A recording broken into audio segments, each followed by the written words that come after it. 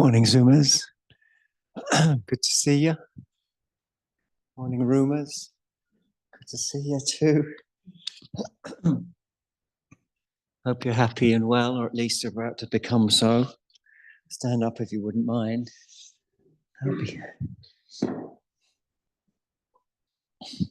Sorry to get you up.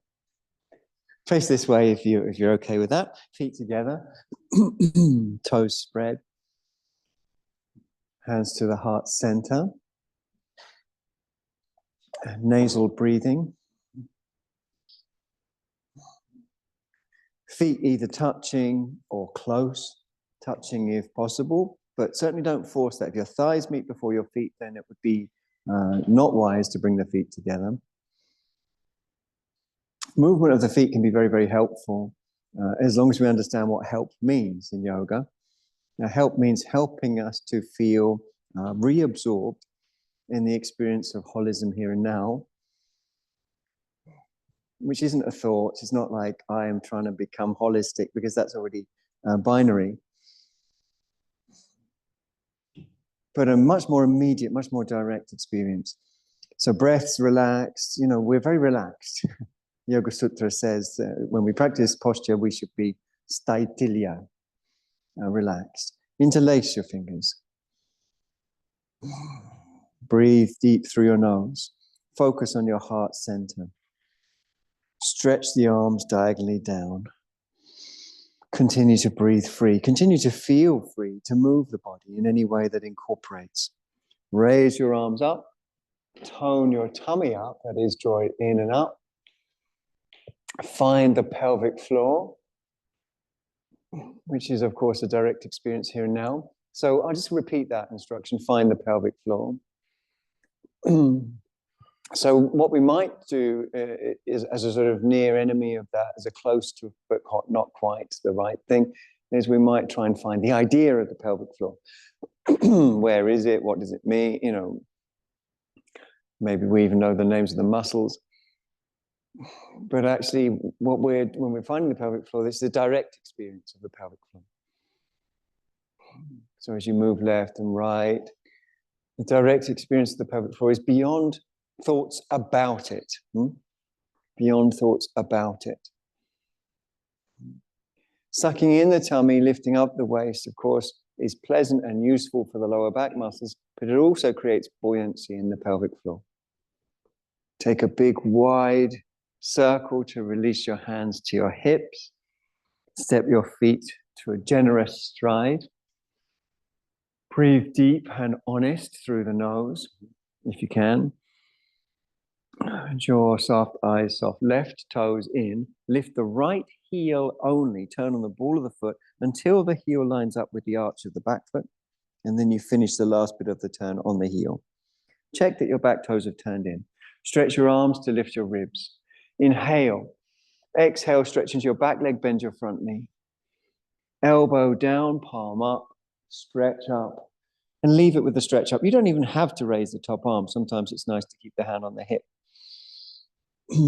Play with what's going on in the lower part of the body. That is to say, the feet and that which follows the feet. So knees and thighs and so on. The breath is everything. So expressive, honest, surrendered, investigative. So we move in ways that conduce to the breath, expressing a sense of relaxation, which itself is an expression of direct knowing, pratyaksha in Sanskritam. Arm down, palm down. Use your palm with an inhale to come up. Well done. Feet face forwards, hands to hips, deep breaths, plural. So really let the breaths come and go. 2 or 3 at least. Hopefully 4 or 5. With these deep, expressive breaths, we're really focusing on that. The naturalness, the honesty. And within that context, turning the back toes in, lifting on the ball of the front foot, finishing off the turn on the heel to arch alignment. Lift the arms to lift the ribs. Perhaps you'll feel something in the pelvic floor.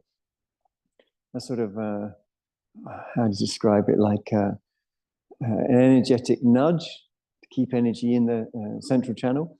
Inhale, exhale, bend your front knee, stretch into your back leg. Elbow down, palm up.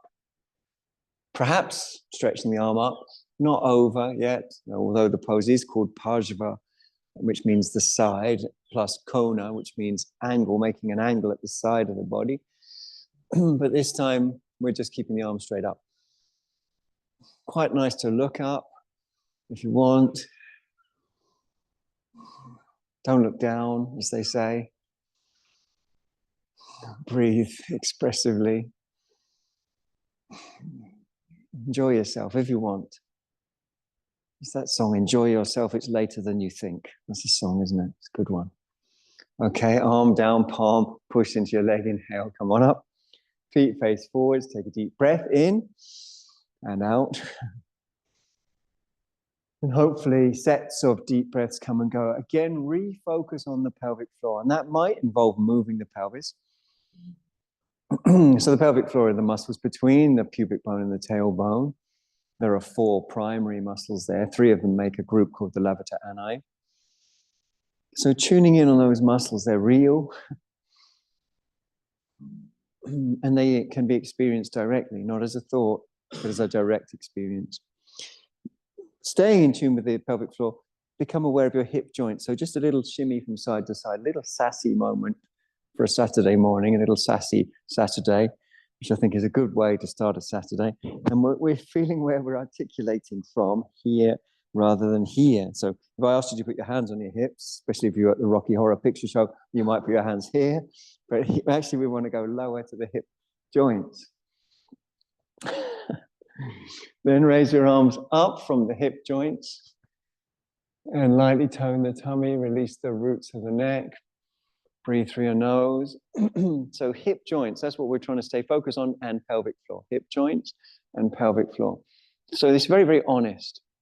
Instead of, ideas about our experience, it's very honest. We're going to turn the back toes in and the front foot and leg out, and the whole body's turning that way. And we're going to walk the front foot further across the width of the mat, that is away from me. So walk the front foot away from me. Keep the tummy toned. The back heel can lift and turn out and then return to the floor. You might even do that more than once. Make sure your neck is flowing. That is to say, there's no tension or tightness there that would also be expressed in the breath. Inhale, stretch up. Exhale, bend your front knee. Obviously, poses aren't inherently magic. So it's down to us to adjust and readjust in ways that honor the name of our subject, yoga. So adjust and readjust.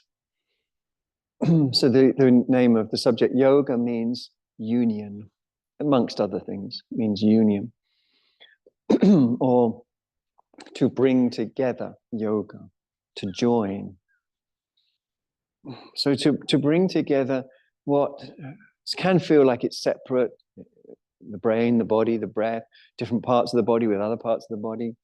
And that continues beyond those spheres as well. Inhale with the pelvic floor in your awareness.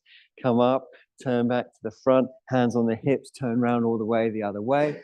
Walk your front foot further across the width of the mat. Lift the back heel, turn it out, and return it to the floor again. And you can do that more than once if you want.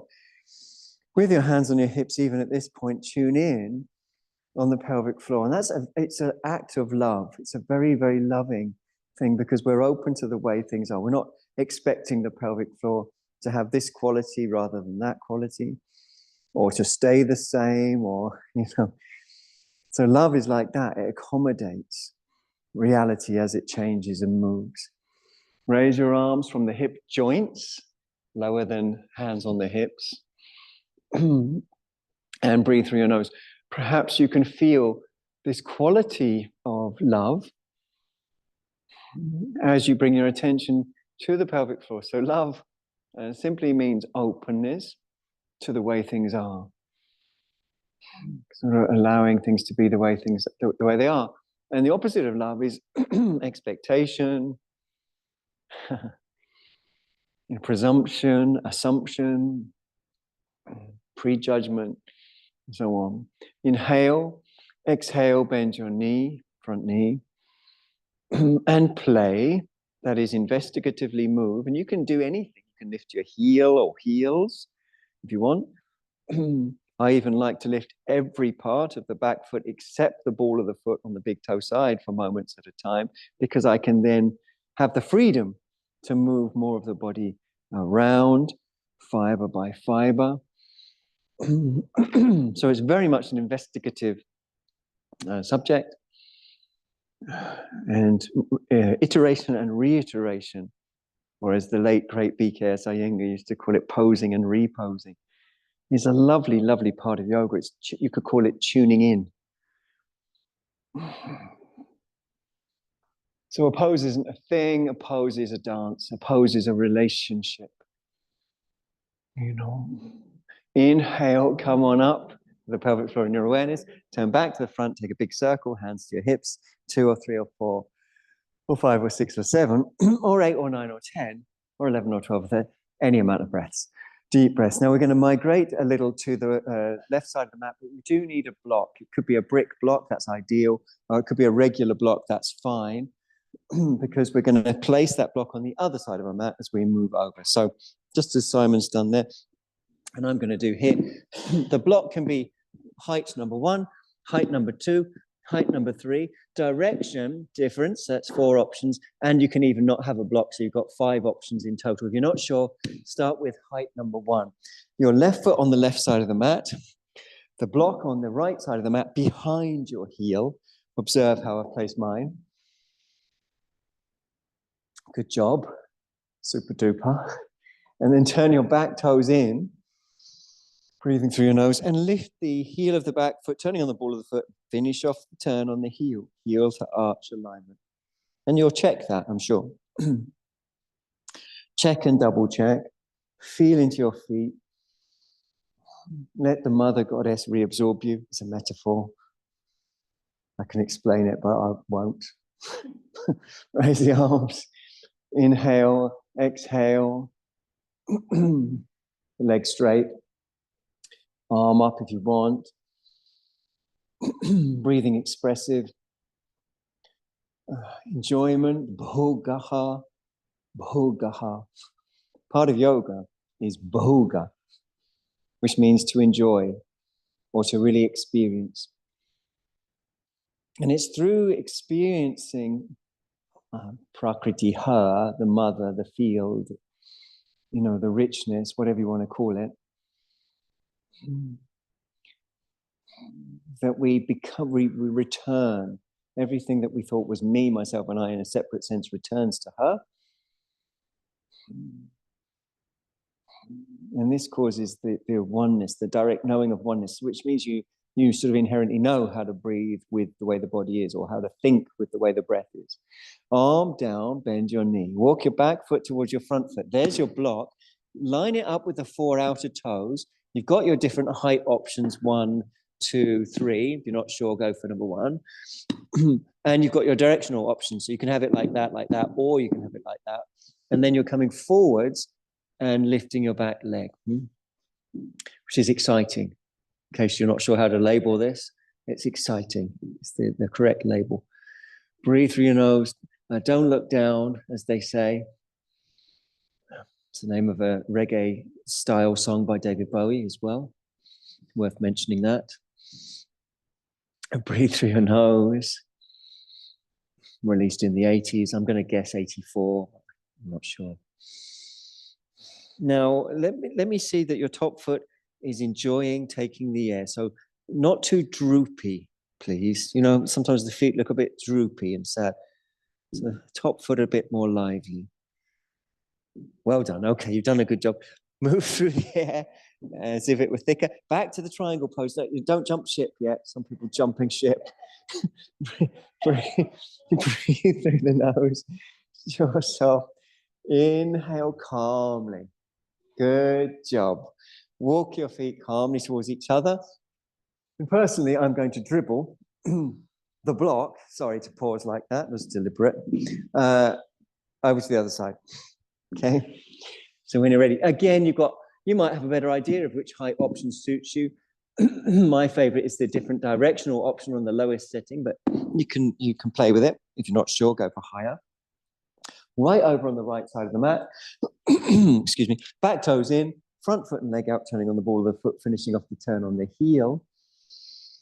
And that's heel to arch alignment. Lift the ribs and feel the pelvic floor.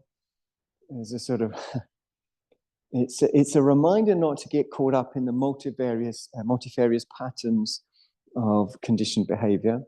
Sorry about that sentence. Inhale, exhale. So keeping energy in the central channel is a reminder not to get caught up in reactiveness, about opinions about the pose, about ourselves, about other people. Instead of that, there's a sense of open presence.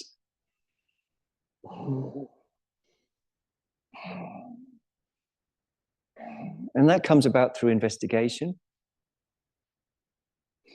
and breath and enjoyment. So how can you make this enjoyable for yourself here and now? What would change it? You can do anything, apart from smoke. You can't smoke in the Buddhist center, but you can do anything. Makes it more enjoyable. Okay, arm down, bend your front knee, walk your back foot in towards your front foot. Try not to turn your toes in. Walk towards your block, which should be aligned with your 4 outer toes, and come up when you're ready. Good job. It's exciting. I'll just remind you how to label this moment. Exciting. Can you feel the excitement of it? The thrill. It's thrilling. Gradually start to avoid looking down. Gradually. If you're going to fall, make sure you fall into someone behind you. So we get an effect of dominoes that I've been waiting for 30, however many years.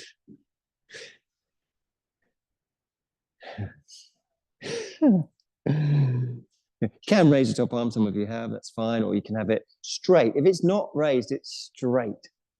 Okay, I get the message. Okay, bend your knee, come down. Okay, don't jump ship, come back to Trikonasana. Gather yourself like a cat who's had a little bit of a tumble and then sits up and licks themselves, pretending that everything's fine. Inhale, come on up. Feet face forwards, breathe through your nose, walk your feet towards each other, then shake it off as Taylor Swift would do, earning another cool million by doing so. Feet together, toes spread, breathing deep. So that's got your breath going for sure, and your heart rate going for sure. So that means blood circulating, lymph is circulating, energy is circulating. So energy circulating means it's not stuck. Stuck energy means neurotic energy. Neurotic just means fixated on habit patterns within the body mind. Now raise your arms up. You can do this with your hands on your hips if that's preferable. Stretch up, inhale, exhale, bend ankles, knees, and hips, leaning forwards from the hip joints. The pose is called Utkarta. Utkarta means to squat. So some people, most of us, can come a certain distance. If you can go as low as you want, or as low as the body allows, as long as the heels don't raise up. So some people even take a low squat, a middle squat, or a high squat. Doesn't matter. And then ascending, listening and responding to the way the body is and its needs as you come up and take a circle, hands to the heart, deep breaths, plural. So again, the heart rate has increased. So because yogis understand everything is everything. So in other words, if the blood is flowing, so is lymph. If lymph is flowing, so is the mind. If the mind is flowing, so is the breath. Flow is the same as non-attachment. If you've heard this phrase, with Buddhists or Jains or Shaivas, non-attachment, sometimes it sounds a bit horrible, oof. Non-attachment sounds like someone who's just not very nice, cold. But if you understand it another way, through another angle, as flow, then that might make it clearer what it really is. It's flow, it's love. It's allowing things to be as they are, which is impermanent. Everything's impermanent. Moods, thoughts, memories, physical sensations, even people. Even one person in one lifetime goes through multiple changes, even one day, sometimes even 1 hour. Raise up the right heel and just shake it a little bit Elvis Presley styley. Okay. So as a sort of, and perhaps you can tune in that sort of charismatic relaxation that Elvis seemed to embody so well. And when you're ready, take that leg, and you can either place the heel on the ankle, or you can cup the knee, or you can bring the foot up to the top of the thigh. And hands in prayer.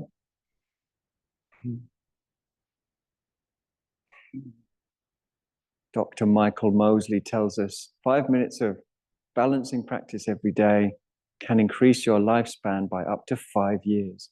He also tells us to eat chocolate, eat beetroot, practice meditation and dance. So therefore, I like Dr. Michael Mosley. So breathing naturally, jaw soft.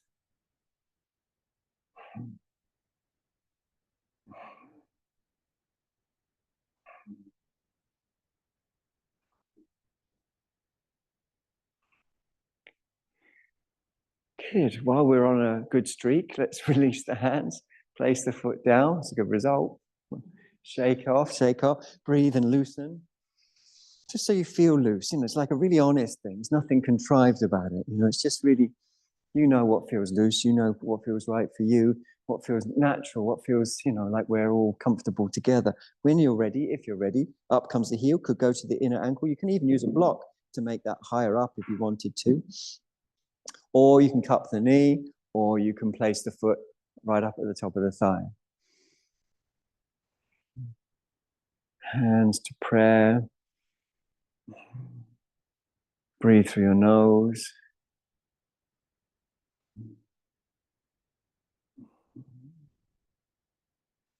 All we're told about early practitioners of this standing on one leg practice is that they do it for a long time, that they hold a stick in their hands, and that they practice naked, without clothes. So go back in history. And there are reasons, soteriological reasons for all of those things. But the primary one we're looking at is abstinence. While you're in tree pose, other patterns aren't being dug deeper.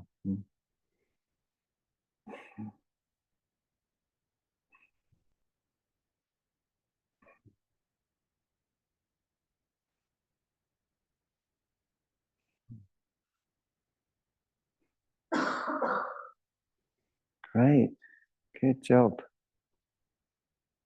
Okay, release and place your foot down next to the other. Take a breath, or 2 or 3. Jaw soft, eyes soft, throat soft. Now, you might need a belt for what we're going to do next, because we're going to bring one hand behind the other and clasp the hands directly, like this, or indirectly using a belt or a strap. So if anyone needs one who hasn't got one, I've got one in my hand. I can give you. Do you need one? Okay. Anyone else? You're good at it. If you haven't got a strap, you can use anything. You can use a sock or whatever. It doesn't matter which arm you start with. And just focus your awareness on the lower shoulder, the lower arm shoulder, and your breath. So let's remind ourselves that Patanjali in the Yoga Sutra says that when we practice yoga, asana or yoga seats, as they were then probably, although there are some non-seated poses mentioned in the commentaries. When we practice yoga postures, we should be relaxed, staitilya.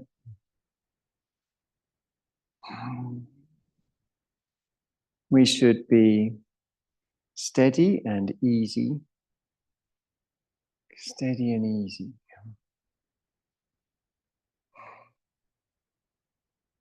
And he's the one that's really mixes it up, takes it all the way. Is we should be focused on the infinite. And that's all that the Yoga Sutra has to say. And it's all I think that we need. All we've got to do is follow them. Relaxed, steady and easy.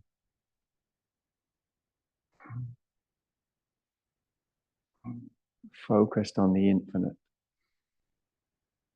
So what? Not the infinite's not a concept. It's the way this body mind is in constant flow forever. It's seen that this flow of interdependence has no beginning and has no end.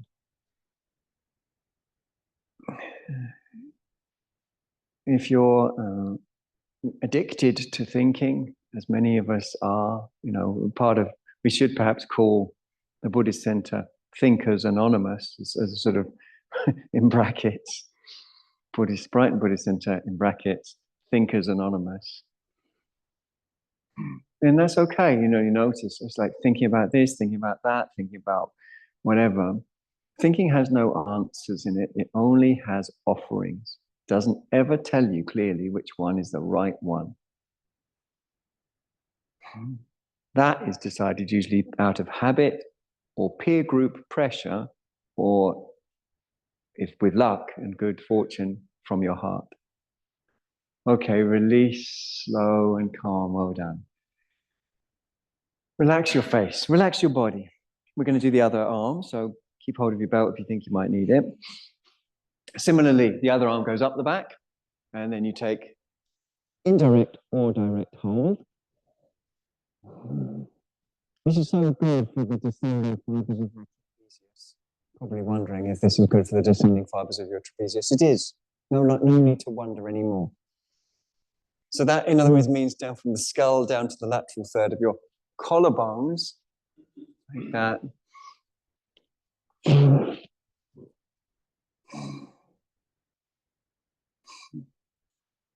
And your mission, if you choose to accept it, is to say yes to the stretch, which you do through your breath. If you do say yes to the stretch, that will purify the nervous system. And you'll leave this class, as I used to leave classes when I first started at the old Brighton Buddhist Center. Really luminous, really clear. I can still remember.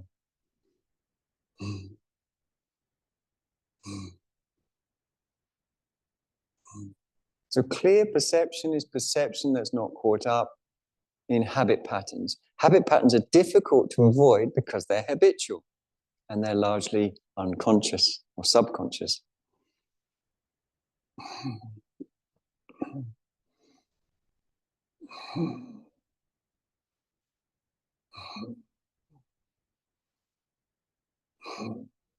But we have one great tool at our disposal, and it's the breath. The breath tells us when we're holding, and it also is the tool by which we can release. It's the tool by which we say yes to this reality as it's dawning, which can't be pre-labeled, as it's never happened before. Okay, nice and easy. Release your arms. Give your fingers a little wiggle, a little stretch, and whatever else you might need. We're going to be, I'm a little teapot, but with two handles and no spout, sorry to say. And we're going to move our handles forwards, up, and back, whatever pace you like. When I first was shown this kriya, it was when I was on the first teacher training course that I was on. It finished in April 1992, ready for my 22nd birthday. And we did it really fast then. Everything was a bit manic on that course, I've got to say. So they were like, like this kind of helicopter motion. I think there's no need for that. Not at your ages, anyway. So take it, backwards, forwards at a pace that feels right and good and breath-centered and loving and absorbing. Great. When you feel you've had a good stretch like that, wiggle out, shake out, and then stretch your arms out like you're going to hug a tree. Please do hug a tree this weekend.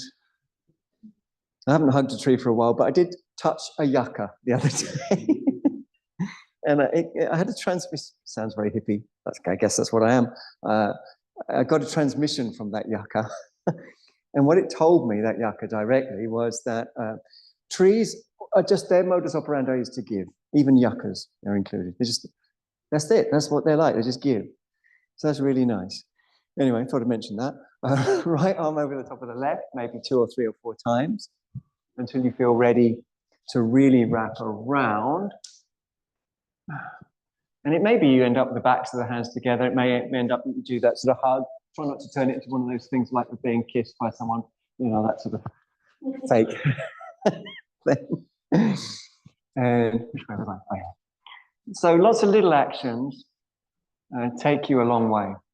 And I think that's a good way to consider yoga. Now, I've got 2 choices once the arms are in position. Either we're just going to bend the knees with both feet on the floor, or we're going to take one leg up, and that will be the opposite leg to the arm that's on top. We'll take that and up and round, and maybe the toes will hook around. It's not important, it's just maybe. And then either with one foot on the floor, or you're staying with both feet on the floor, bending down and breathing through your nose.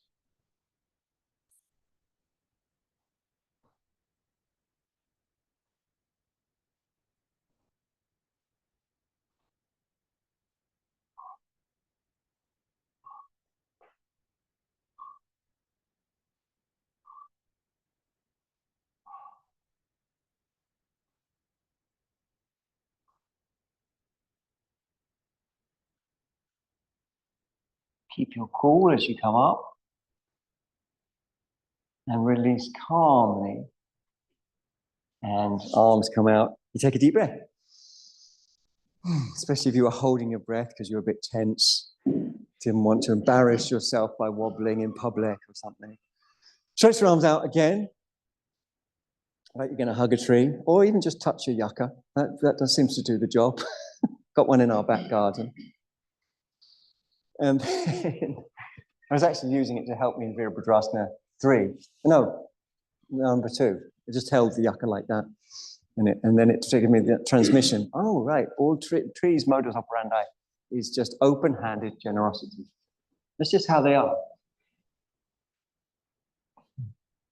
And it was a revelation because A, it's true, and B, it shows that we can live like that, and very, very successfully as well. Very, very successfully, open-handed generosity.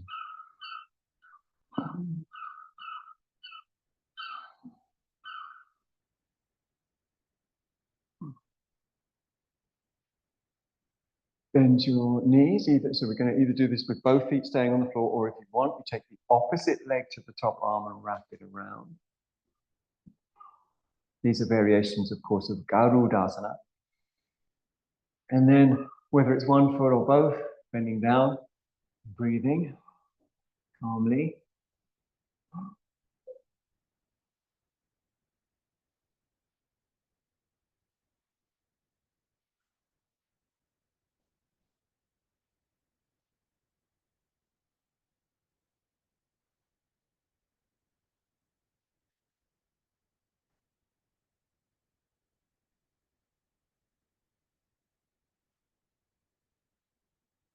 Keeping you cool as you come back up. And releasing, and releasing, and breathing and shaking it off, just shaking it off. Take your feet apart, hip width. Make sure you feel lively in your toes and your feet, and just feel lively. Spread your toes raise your arms up, or have your hands on your hips if that's preferable. If you are raising the arms, make sure you draw the tummy in and up. So it goes in and up, in and up, in and up, and you feel that muladhara. Muladhara means, mula means root, adhara means to support or hold. So sort of holding things from the root in the central channel. The point about the central channel is it's a visceral expression of being in the middle of polarities. Inhale, stretch up. Exhale, fold down, hinging from the hip joints, hands flat, which means bending the knees in 9 out of 10 people. Jaw passive. So hands flat, probably knees bent, but not necessarily. Some people have got short legs, very long torsos, extremely long arms, so that you don't need to bend the knees, perhaps. But what we must ensure is that the back doesn't hold any dullness, aching, or pain. So if there is any dullness, dullness, like we say in Sanskrit, tamasa, something has the quality of tamas, we say it's tamasa, which means it's sort of dull, sort of thick, sort of lifeless in a way. So we don't want that. Aching, we don't want, or pain. So if it's there, you can do one of a few things. You can move around, that can help, because it helps to hydrate the fascial tissues. You can bend your knees or bend them more, that can help. Or in the less likely scenario that your legs are straight and your back can release, then that can be done again through movement, like moving left or right, or raising the heels, or any kind of movement. Plus what's called reciprocal inhibition, which is where a meditative tone comes about in the front thighs. A meditative form of toning arises in the front thighs. The head releases at the same angle as the spine. If the spine isn't pointing straight down, neither is the head. No?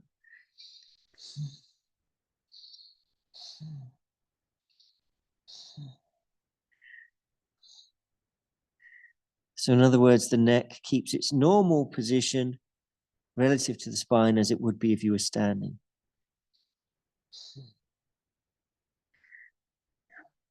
Now we're going to bend our knees or bend them more. And we're going to keep bending the knees to see how low you can go. So you might end up going quite low or not that low. Your hands can be on the floor still if you want. And some people are comfortable to come to a squat. If it's difficult to come to a squat from standing, bring yourself up by bending the knees, bringing your hands to your thighs, lead with your chest, and then come down to a squat.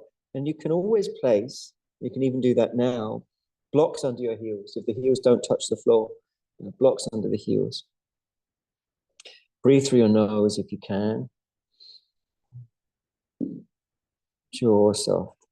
So utkata means to squat.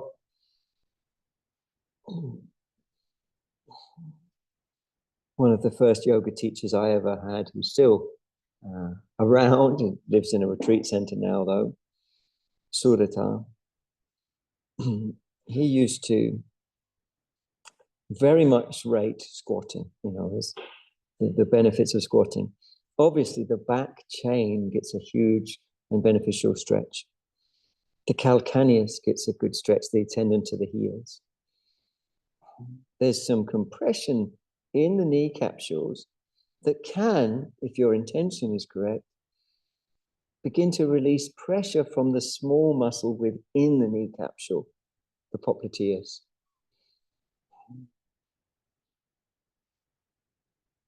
A few more deep breaths if you're happy and well.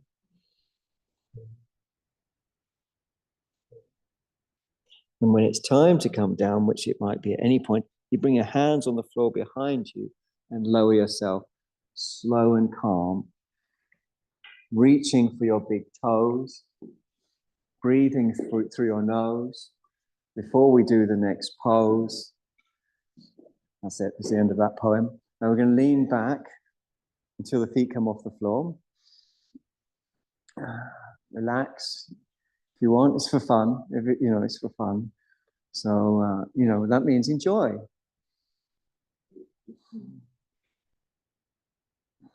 So there's that song, Enjoy Yourself, It's Later Than You Think. There's another song by a very, very hippie band that I quite like. They're called Mobius Loop. And they sing, dance while you can. We're all going to die, so dance while you can. It's a very jubilant song, actually. It's quite surprisingly jubilant. So anyway, so that means, right now, and we don't have to take, death as like this seriously. And, each mood, each phase of our lives arises, each day, we sort of, when we go to sleep, we die in a sense to the day that was, to the new day.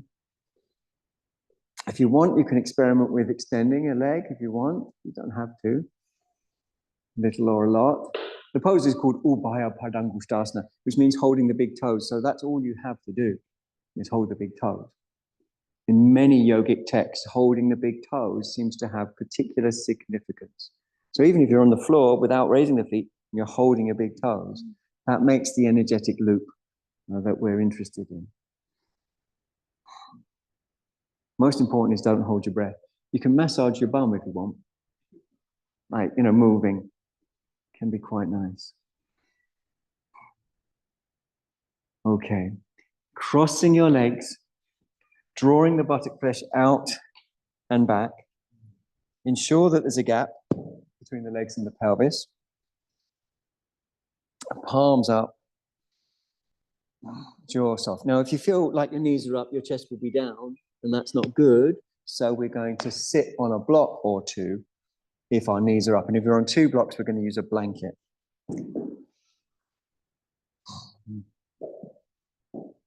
It will definitely help to draw the buttock flesh out and back if you haven't, or if you want to reiterate that.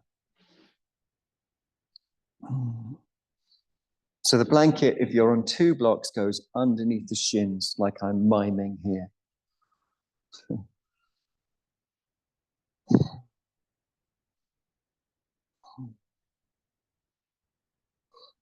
Relax your jaw.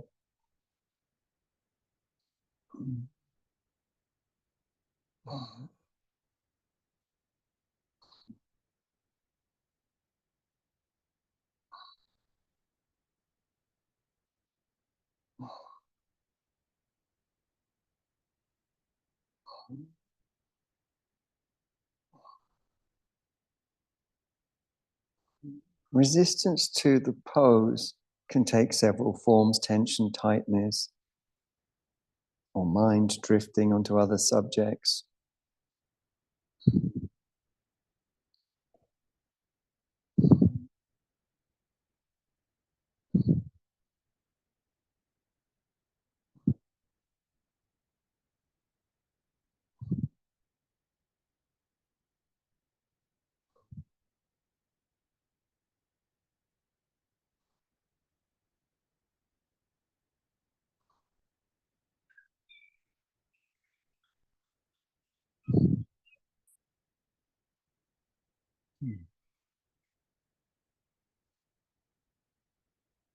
Inhale to lift.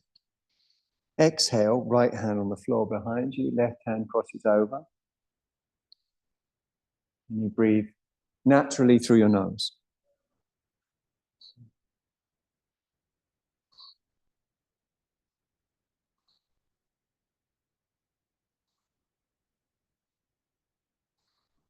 Aparigraha, empty of grasping.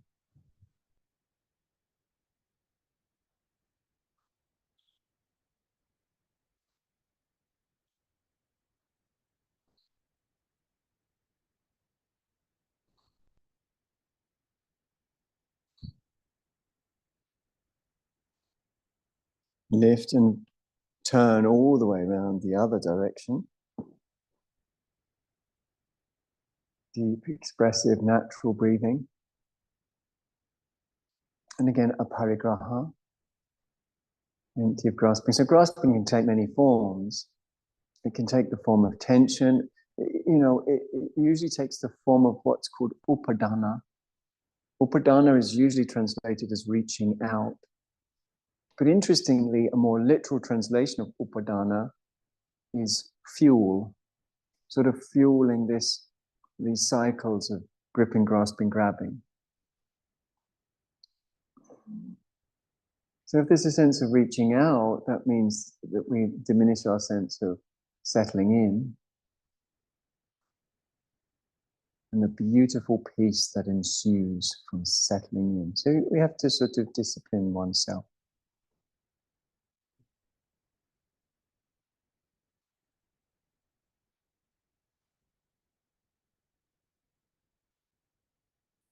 Well done. Return calmly to center. Now, if you're on a block, we're going to turn the block so that the corner faces forwards as we sit in a wide stride seated position known as Upavishta Konasana.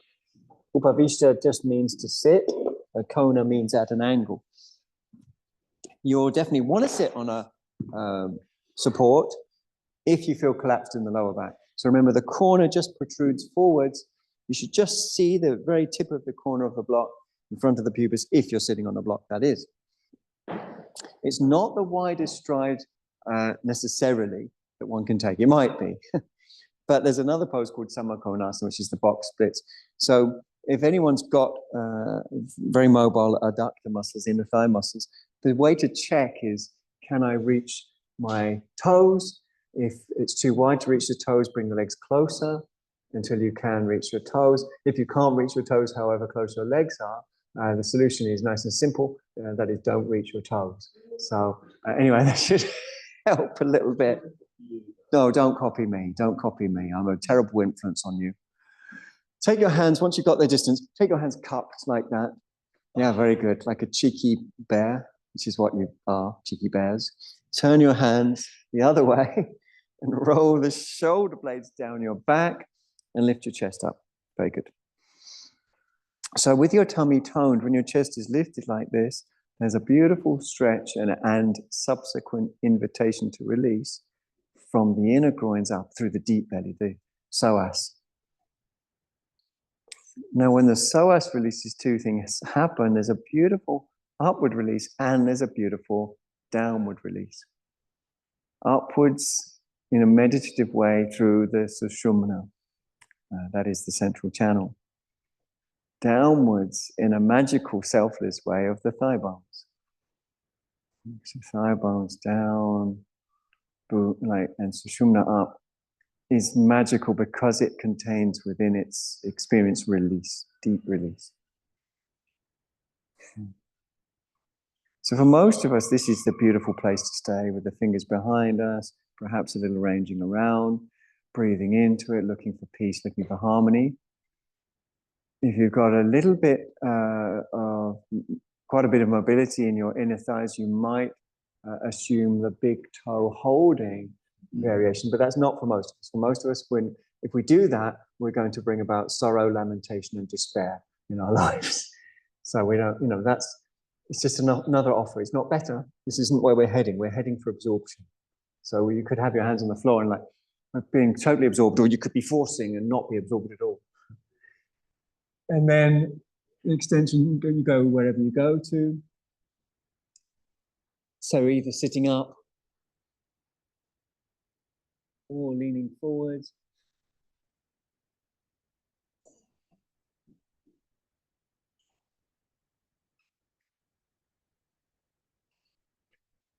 Breath is everything. Look for absorption through movement. Wherever sitting up is a great option. Remember, some people could come forwards and then blow the whole absorption project. We don't want to blow the absorption project.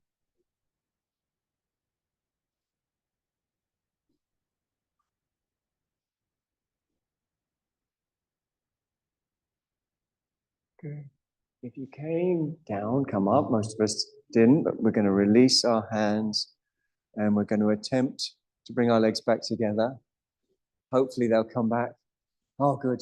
And then we're going to come to our hands and knees. If you're in the outer rows, face in. If you're in the middle row, face the same way as me, which is this way. And if you're at home zooming, you can face any way you like, as long as you don't have the telly on. Okay.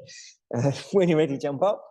or step up. Sorry, I get a bit enthusiastic. You don't have to jump. Breathe through your nose. And investigate ways in which you can feel that you can loosen up. So that can be bending the knees, extending the knees, bending, extending. It can be moving the pelvis. So before we try to bring energy through the spine, and especially the lower back, we've got to loosen up. The tissue has to be loosened. It has to be melted. It has to be hydrated. And it has to be usurped from its habit patterns. As looseness comes, which might take a while, then we extend and open the inner armpits and then the outer armpits. And we stretch and stretch and stretch and stretch and stretch. As you stretch up, the head releases down. And there's a relationship between up through the chest to the groins and down release of the head.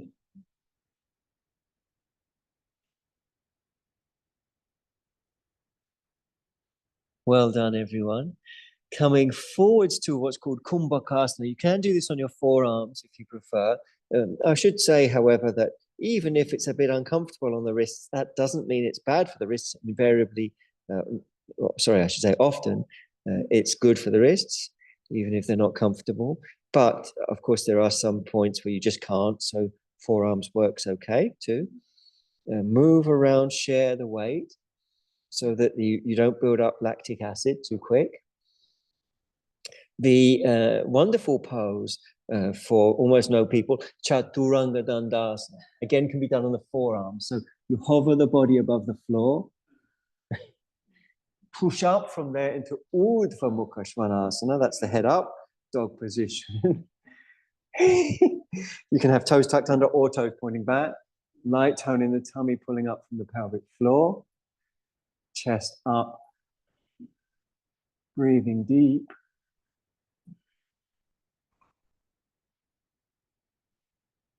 Back to Adho Mukha Svanasana. with a deep breath, and really good to hear you getting into it there. And then walk your feet a little closer towards each other.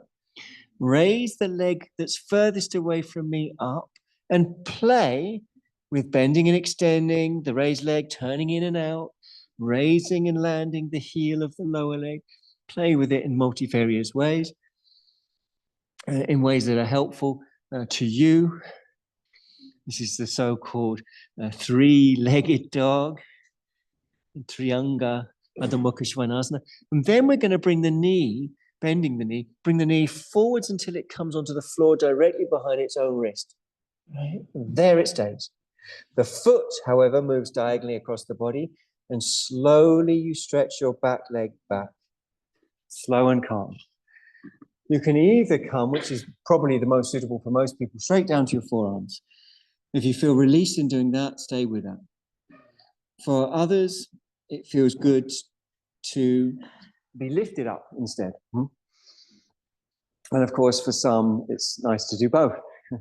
So you've got your free reign, but I think most people are going to get most benefit from being down, at least initially, on the forearms. Benefit is marked by breath.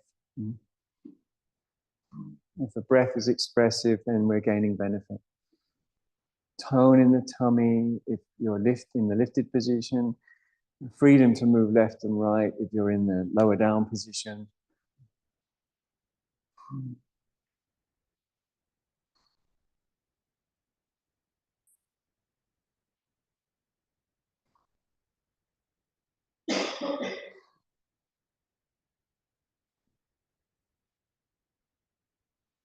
job.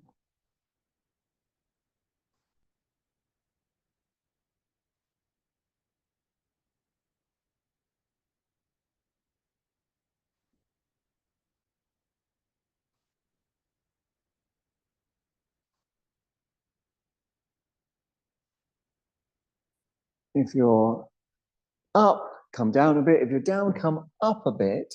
And then tuck your back toes under, bring your back knee forwards, back to hands and knees. And I know what you're thinking. Get me back to that three-leg dog, Jim, right now. Come on then. Come on then. Let's get back in. I'm very good at reading people. I always know what people are thinking. And you were just thinking, get me back to that three-leg dog right now. So first of all, the four-leg dog. And then walking the feet a little closer. Raise up the other leg to the one you raised before and play. Bending, extending, lifting and landing. There's lots of ways in which you can play. Jaw soft, eyes soft, meditative. When you feel ready, then with the knee bent, the knee goes forwards and lands on the floor directly behind its own wrist where it stays. The foot moves diagonally across the body and you stretch back your leg. And probably most of us find most benefit from being down. If you find, I should have mentioned this before, but if you find discomfort on the medial meniscus, in other words, the inner knee of the bent leg, the best thing to do usually is to lean across that knee if it's discomfort, if there's discomfort there. Again, you can be down or up. Probably down is more likely for most people to be the best in terms of releasing the breath.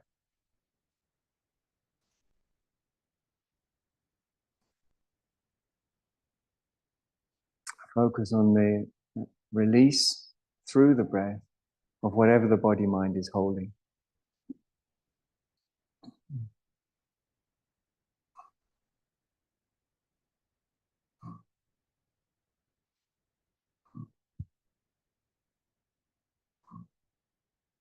Release through the breath.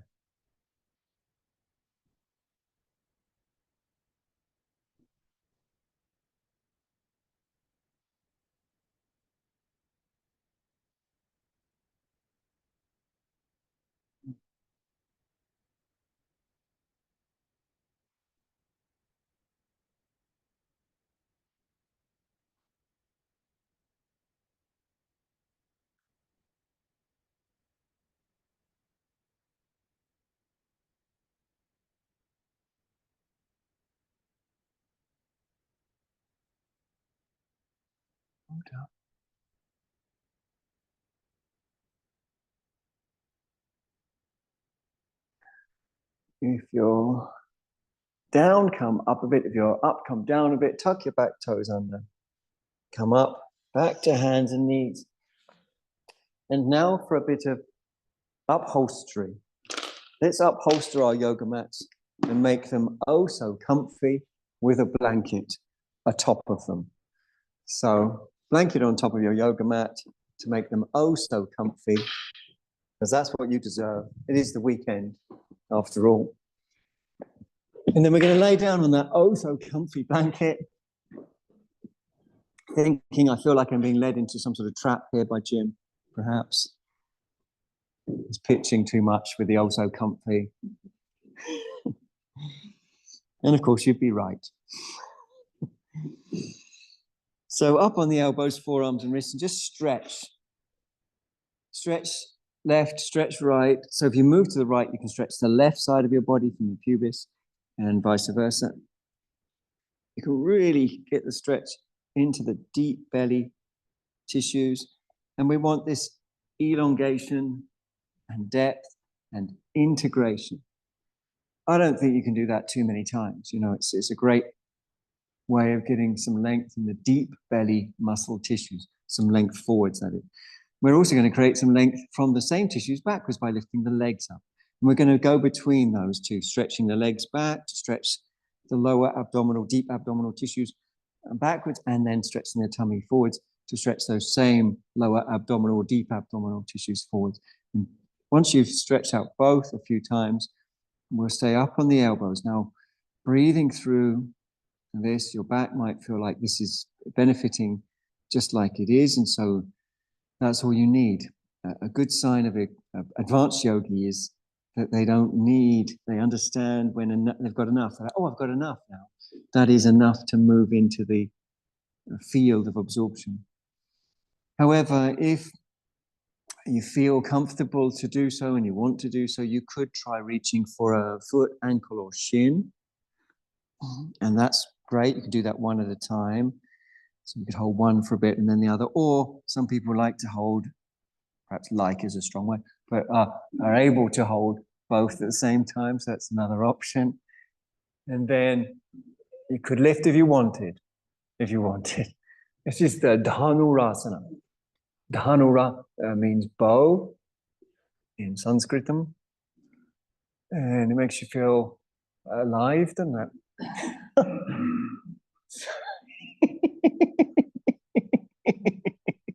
So you can breathe into that. It certainly does, Jim. It makes me feel alive. Oh God, too alive. Okay, down you come, cool, calm, collected. Rest one hand on top of the other. Rest your head. Let me hear you huff and puff. There you go. There you go. Take a few of those. So when the impression is stronger, the release is stronger or deeper. So in the same way that if I were to press my foot into a muddy puddle, which I have done once, very much enjoyed. This was on a retreat in Wales. And you press your foot down. As you press down, the gases within the puddle, the little bubbles, come up because there's not enough room for both your foot and the gases. So similarly, you make an impression. The deeper you make it into your body, the patterns that are held in the nerves that express from the body from the other side, from the nerves to the body, they begin to release. Now, I know what you're thinking, Jim, that was a great pose. Please, please, can we do it again? Please, Jim. Okay. Come up onto your elbows, forearms and wrists and stretch your tummy. I'm not one to say no to people when they're begging.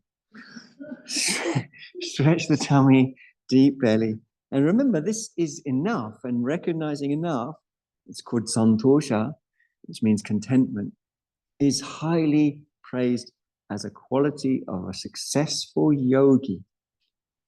So spending time stretching the legs back, stretching the tummy forwards, you don't need more than that necessarily. I'm pretty sure that everyone will get enough out of that if they understand why they're doing it, to reabsorb into the richness. Again, you can, if you wanted, hold one leg or both legs.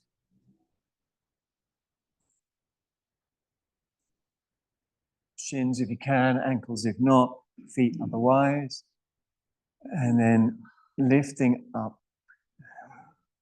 So it's fine just to be propped up on your forearms, don't forget. And even if it's not comfortable or pleasant, that doesn't mean it's not good. If you only did things that were comfortable or pleasant, you could end up surrounded by pizza boxes, just watching all of Netflix and feeling really unhappy. Breathe deep, breathe easy. Chest up, spine deep, anterior spine up.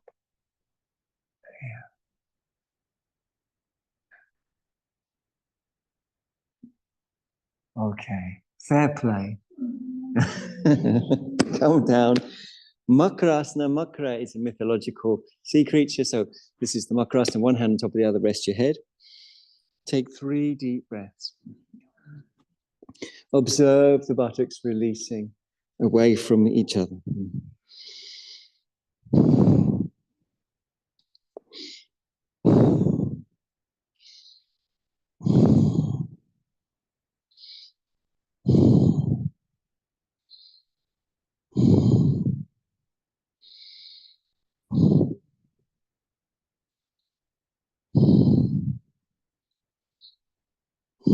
Roll over to face towards this side of the room. Well done. I will one day, I've been saving up for a long time, buy that giant spatula so I can flip you over after those poses. And then 90 degrees between your tummy and your thigh, 90 degrees between your calf and your thigh. Extend the inner groin of your back leg. And remember, through direct experience, that the tissue, the psoas and iliacus tissue, like all muscle tissue, responds to attitude. So we want it to be pliant. So the right attitude is whatever attitude causes that pliancy, right?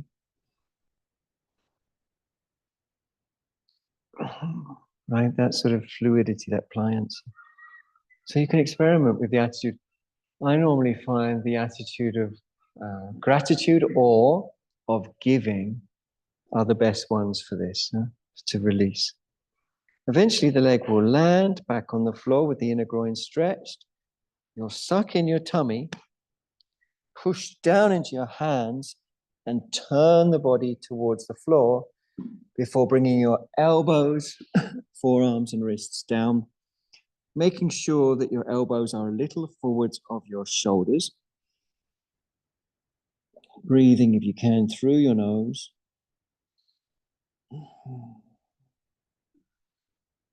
Meditative means looking for ways to be consumed.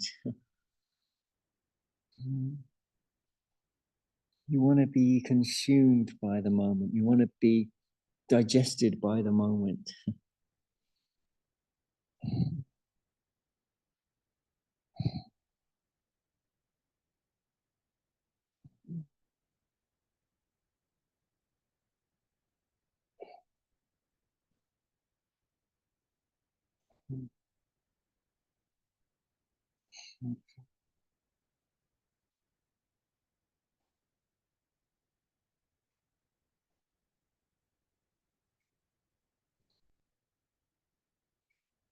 Top leg on top of the bottom leg, and simply curl up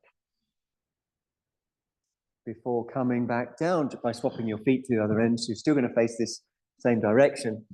You're laying on your other side, however, and bending that leg. Well done, everyone. Good job. Look for those two sets of 90 degrees plus 90 degrees, and then extend the iliacus and psoas, so the inner thigh. And you, of course, you don't have to believe me, and it wouldn't be wise just to believe people when they tell you things, but you can see for yourself. You can say, well, he seems confident about this attitude relating to muscle compliancy, but I don't know yet until I see for myself. So that's what you should do, or what you could do. See for yourself. Do shifts of attitude, is it possible that you can shift attitudes in ways that make the inner thigh, the top inner thigh through the pelvis tissue become more elastic, more compliant, more pliant, more pliable, soft? And then we can see the interdependence, and it's the direct seeing of interdependence that is liberative. The reason why all these traditions talk about everything being one, like that joke about the Dalai Lama, he orders, give me one with I want to be one with everything, or I want one with everything. I can't remember the joke, something about pizzas and the Dalai Lama. Anyway, but there's a pointer to oneness. Once your foot is landed, tummy draws in, you push, you lift, you turn, elbows, forearms, and wrists. Breathe if you can through your nose. The pose is called Shayana Marichasana.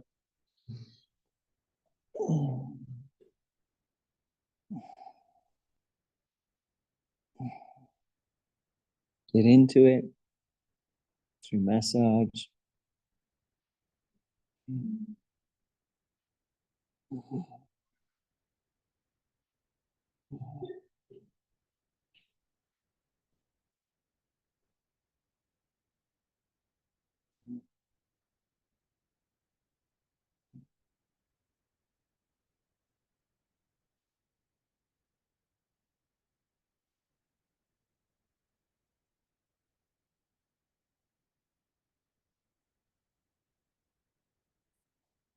Top leg on top of the bottom leg. Push yourself up from the side.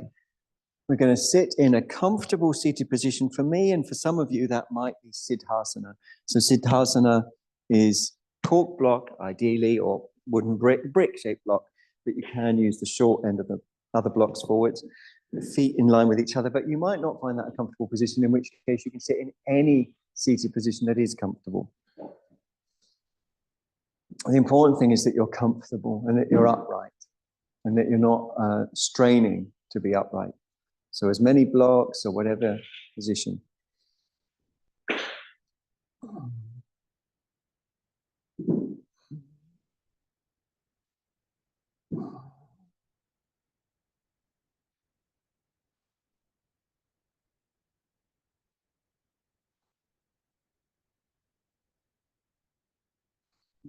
Focus in the heart area, on the heart area.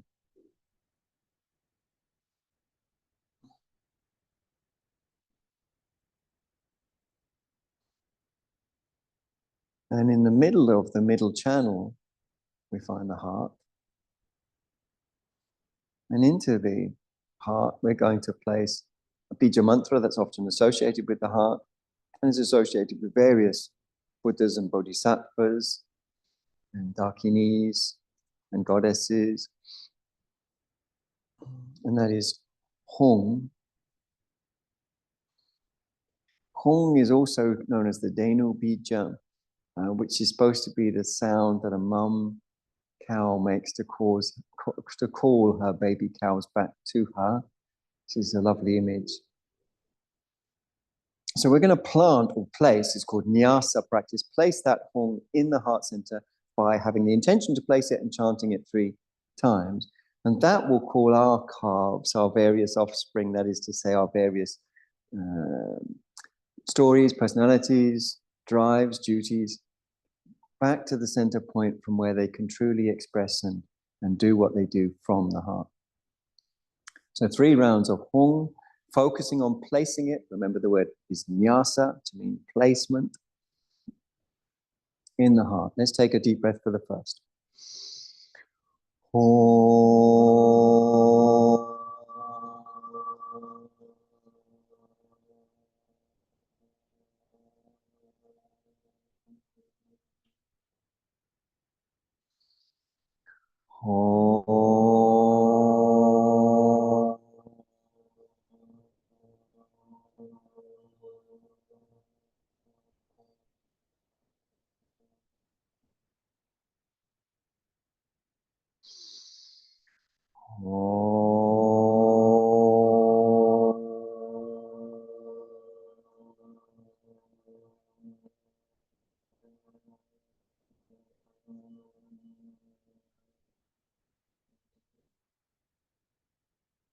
Deep breaths at the end.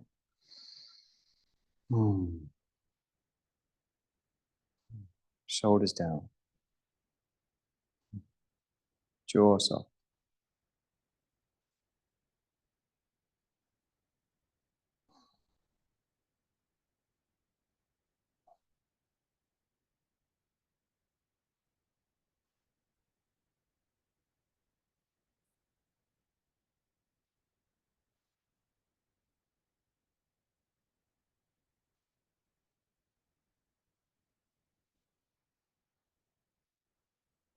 Our melting practice follows now as we lay on our backs. Make sure you're sufficiently insulated. It will be relatively short, but it will be hopefully very effective. So laying on your back, you can use a blanket over the top of you if you want. You can use a block under your head if you want.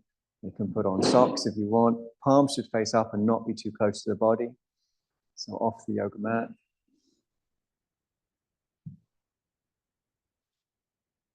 I always love to see how enthusiastically people get into this, how quickly they get into it as well. I often think if only the same enthusiasm was felt for all the poses. But anyway, you have my sympathy.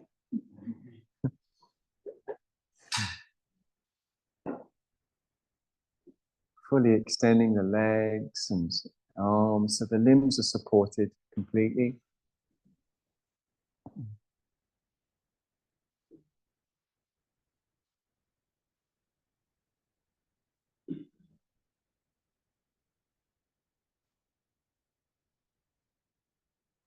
So the modus operandi of trees is to give. It's just their default mode,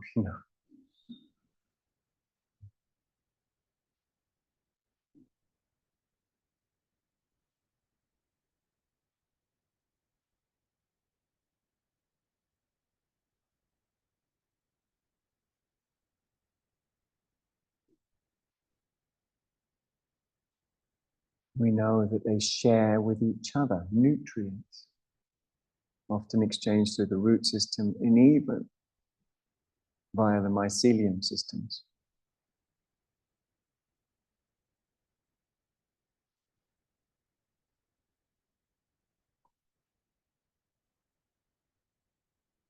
So trees have a sense of being part of a field, and everything in that field is equal.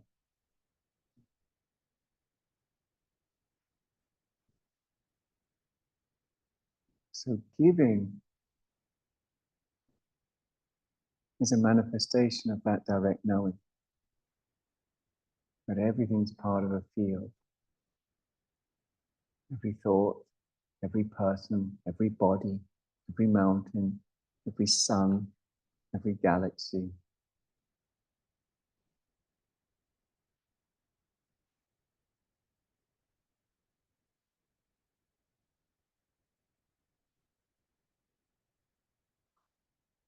Every blade of grass, every grain of sand, every blood cell, every brain cell.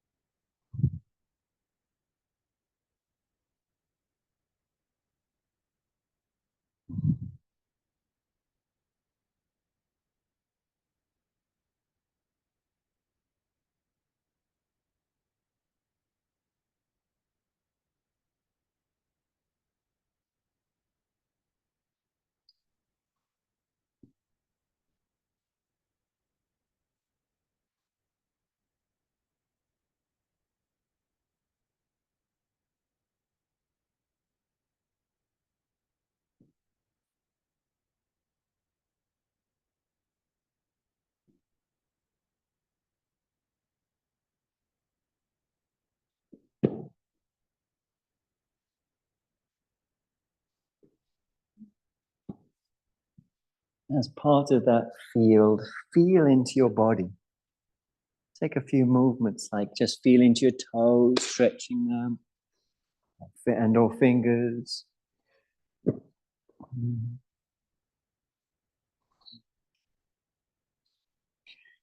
And taking natural stretches. And when you feel ready to bend your legs, go ahead and place the feet on the floor. It's a great opportunity to really release the lower back.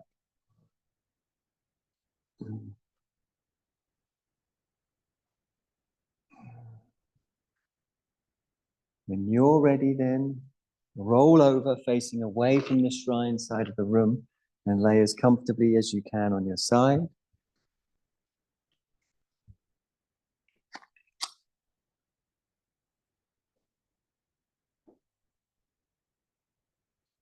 Knees drawn up and tummy soft.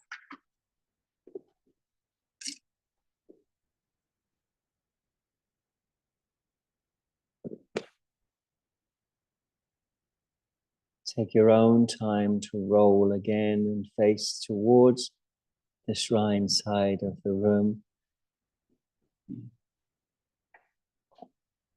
where today's Murti is Avalokiteshvara.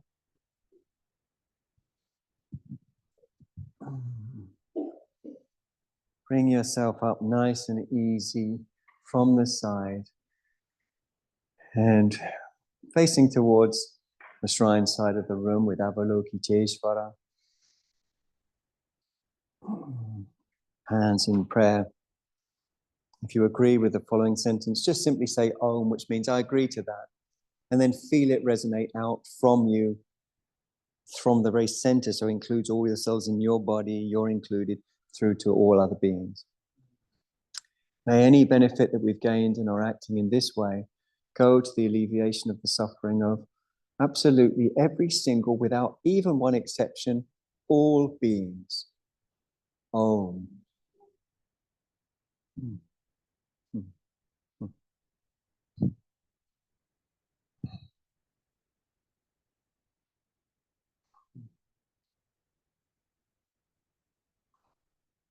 Thanks so much for your time. I really appreciate it. And look forward to seeing you on maybe on Monday. Do take one of my green flyers. They're downstairs in the reception area, and they tell you about all my events, including my summer's complete immersion weekend at the end of August, beginning of September. So if you're interested in that, it's on my flyer, as is everything. It's all on my flyer. My phone number, if you want to give me a call and chat about anything, it's on my flyer. Anyway, thanks for coming.